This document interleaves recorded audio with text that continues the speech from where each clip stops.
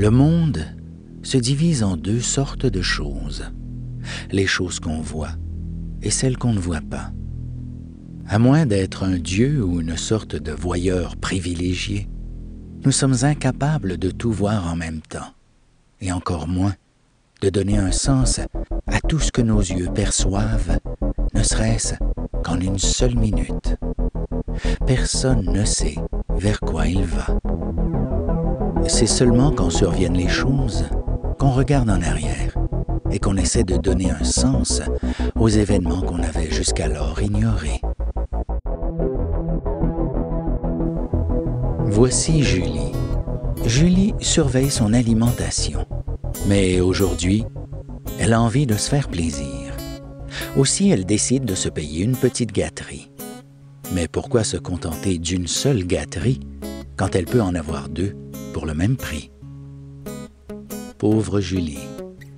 Et pourtant, malgré les déceptions, comme Julie, nous gardons l'espoir de mettre un jour la main sur une barre de chocolat vendue 2 pour 1, qui ne soit pas immanquablement dégueulasse.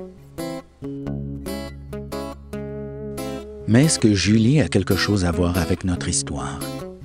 Seul un voyeur privilégié pourrait nous répondre. Pour l'instant, je dirais pas vraiment. Quelle est donc notre histoire? Est-ce l'histoire de Ronald, concierge hypocondriaque, qui, plutôt que de faire son boulot ce jour-là, est allé se faire vacciner contre la grippe AH1N1? Ou est-ce l'histoire de Manon, qui, pour respecter la loi et sauver quelques sous, a choisi de rouler toute l'année avec ses pneus d'hiver? Et les pneus d'hiver sont pas conseillés en été, c'est à cause du mélange de gomme là, qui est plus souple que celui des pneus d'été. Ou encore est-ce l'histoire de Stéphane, travailleur autonome distrait qui rêve d'une autre vie?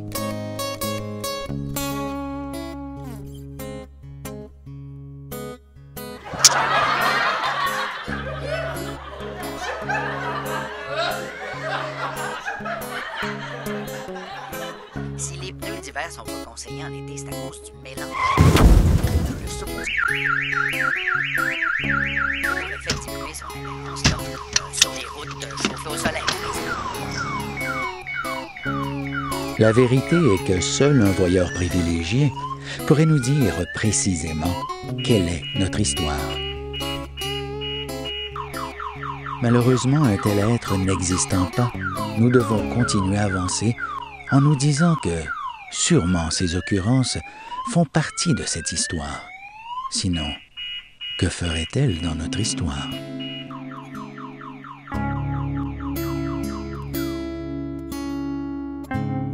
Ce qui est certain, c'est que François, lui, fait partie de notre histoire.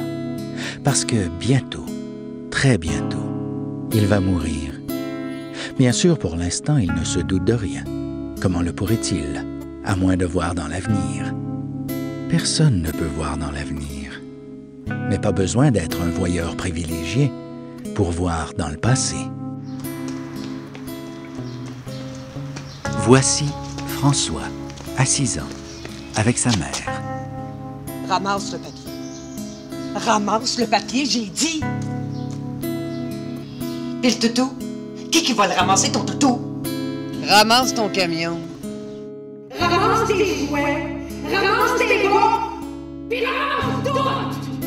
Puis ramasse tout! François fait partie de notre histoire. Mais est-il le héros de notre histoire?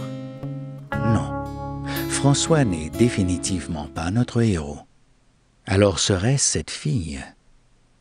Qui est cette fille? Voici René. Cette maison n'est pas sa maison, puisque René habite quelque part en campagne. C'est la maison d'une amie. Cette amie étant en voyage, René a gentiment accepté de s'occuper de sa maison. Encore une fois, tout ceci n'a aucune importance, puisque René n'est pas l'héroïne de notre histoire. Ce qui est important de retenir, c'est que toute personne marchant dans les rues d'une ville qui lui est peu ou pas connue ressent immanquablement un sentiment d'audace et de liberté.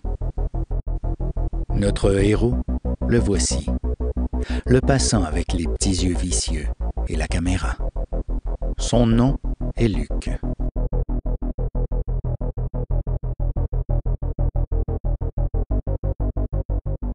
Luc est voyeur.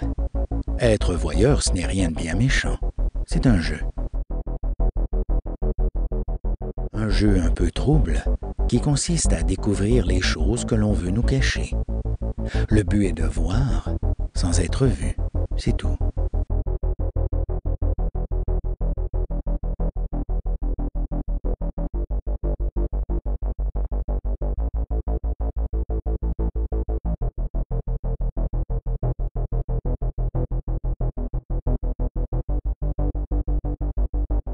Il n'est donc pas le voyeur privilégié, puisque de toute façon, nous savons que cet être n'existe pas.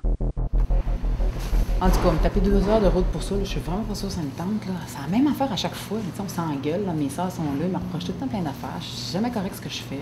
Hey, je me tape quand même 2 heures de route moi, pour me. Hein? Bon, on va s'en occuper, les autres, de moment. Coudonc, tu me peux-tu?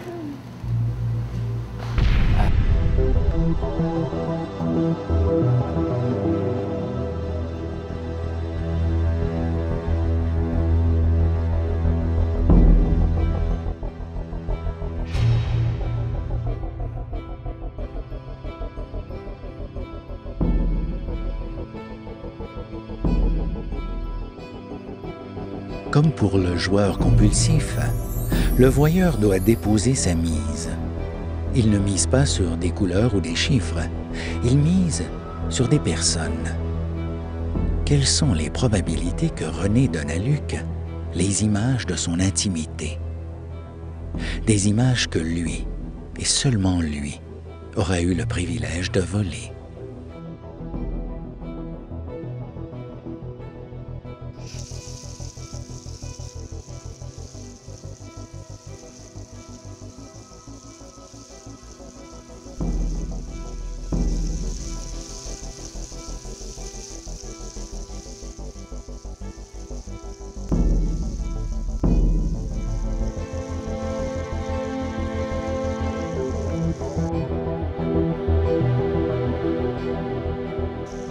Luc est donc le héros de notre histoire.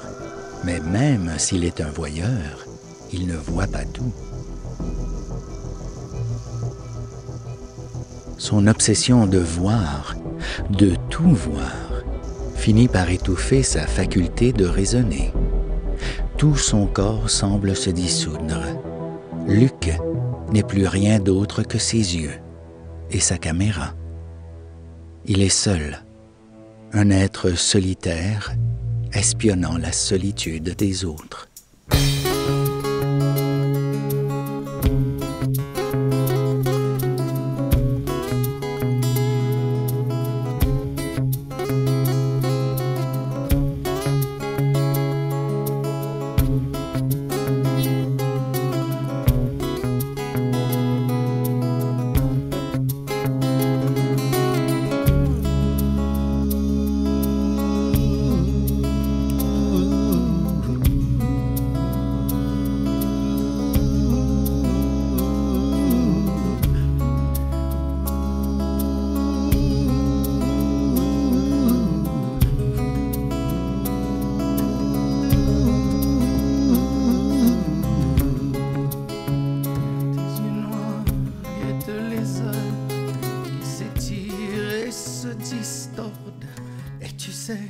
Maudit voyeur, que les désirs qui te mordent encore une fois feront la loi.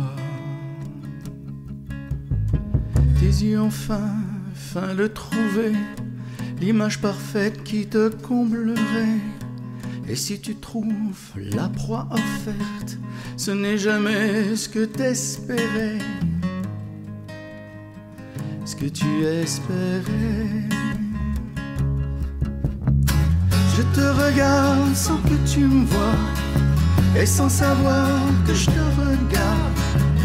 Tu te montres à toi-même et je te vois. Luc voit, mais il ne comprend pas ce qui lui est donné de voir.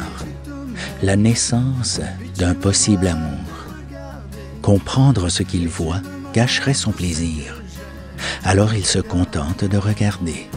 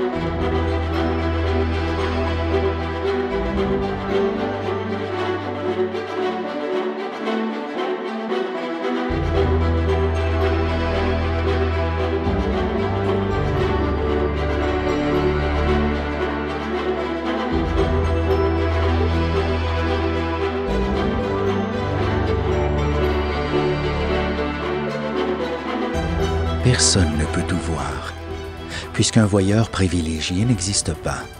Mais tout, absolument tout peut être vu par tout le monde.